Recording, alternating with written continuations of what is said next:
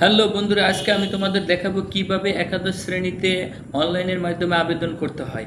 তোমাদের আজকে আমি অ্যাপ্লাই করে দেখাবো A to Z, সম্পূর্ণ ভিডিওটা দেখো, তাহলে অবশ্যই তোমরা শিখতে পারবে। কিভাবে প্রথমে অ্যাকাউন্ট খুলতে হবে, কিভাবে বিকাশ দিয়ে টাকা দিতে হবে, কিভাবে আবেদন করতে হবে।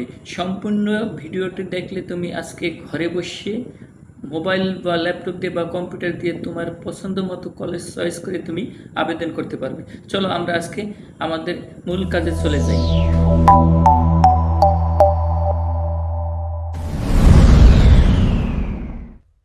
প্রথমে আমার গুগল ক্রোমের উপর ক্লিক, তারপর এখানে লিখতে হবে এক্সআই অ্যাডমিশন, তারপর লিখতে হবে এক্সআই ক্লাস অ্যাডমিশন সিস্টেমের উপর ক্লিক করতে হবে। চলে আসলো আমার পরবর্তী ধাপ, তারপর সাইন আপের উপর ক্লিক। এখন আমার লেখা আসছে পরবর্তী ধাপ অ্যাকাউন্ট তৈরি করুন।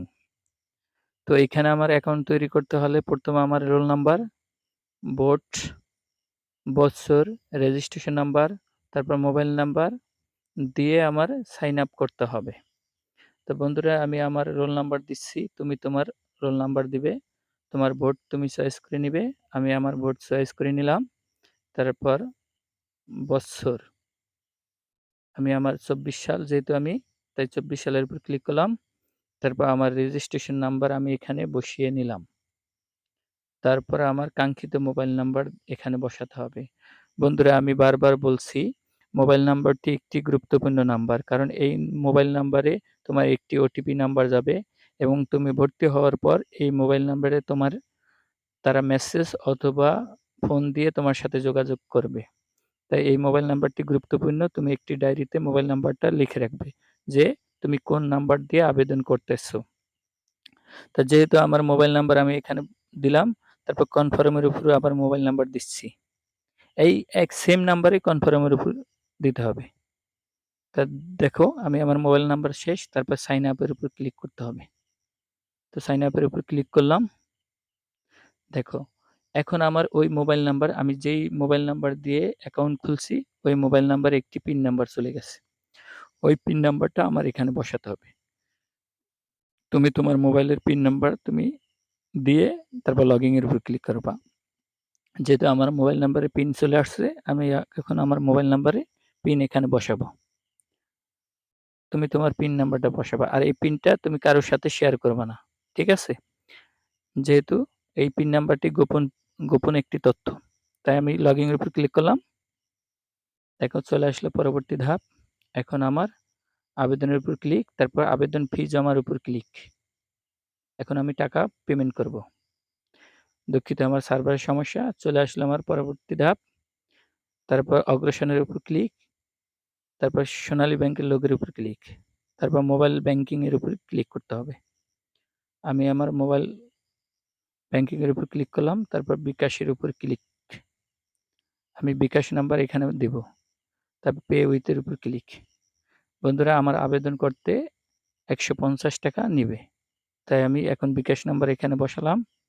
আমি আমার বিকাশ নাম্বার বসিয়ে দিলাম, তুমি তোমার বিকাশ নাম্বার দেবে, আর বিকাশ নাম্বারে একটি ওটিপি চলে যাবে। ওই ওটিপিটা সঠিকভাবে এখানে দিতে হবে।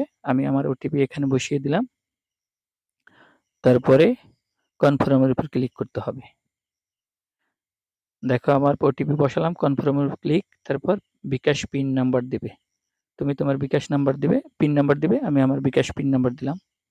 দেখো, শুধু আপনার লেনদেন সফলভাবে সম্পন্ন হয়েছে, ধন্যবাদ। আমার টাকা পেমেন্ট করা সম্পূর্ণভাবে হয়েছে। এখন আমি আবেদন করব, তাই আবেদনের উপর ক্লিক, আবেদনের উপর ক্লিক করব, তারপর ঠিক আছে উপর ক্লিক। দেখো, তারপর কোঠা নির্বাচন করবা, যদি কোঠা থাকে টিক দিবা, না থাকলে নাই। তারপর কলেজ নির্বাচন করুন। এখন আমি যে কোন কলেজে আবেদন করব, সেই কলেজে এখানে ঠিকানাটা বসাতে হবে। দেখো, আমি ঢাকা বোর্ড, তাই ঢাকা দিলাম। তারপর জেলা মাদারীপুর, মাদারীপুর দিলাম। উপজেলা কালকিনি, কালকিনি দিলাম। এখন আমি কলেজ চয়েস করব। দেখো, মাদারীপুর কলেজ চলে আসলো আমার।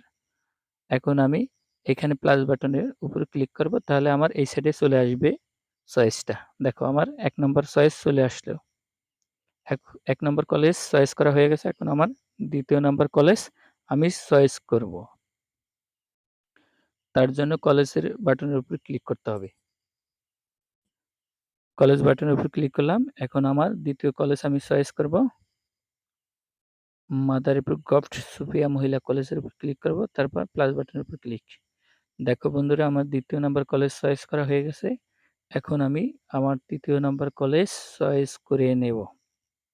তুমি তোমার কলেজ চয়েস করে নেবে, ঠিক আছে? এখন আমার তৃতীয় নাম্বার কলেজ চরমুগরিয়া কলেজ। আমি তৃতীয় নাম্বার কলেজ আমি চয়েস করে নিলাম।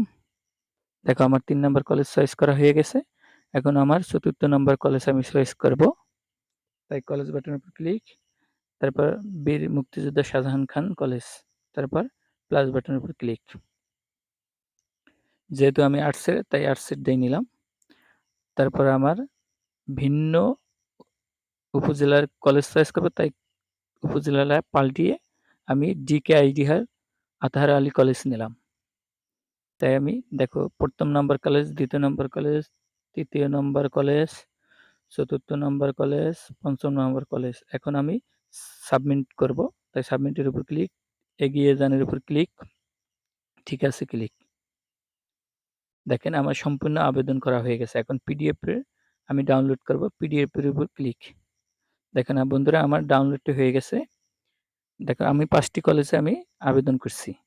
তাই বন্ধুরা, আমি যে মোবাইল নাম্বারটা দিছি ওই মোবাইল নাম্বারটা অবশ্যই ডায়েরিতে লিখে রাখবো, কারণ পরবর্তীতে তোমার ওই মোবাইল নাম্বারে তারা যোগাযোগ করবে কলেজ থেকে।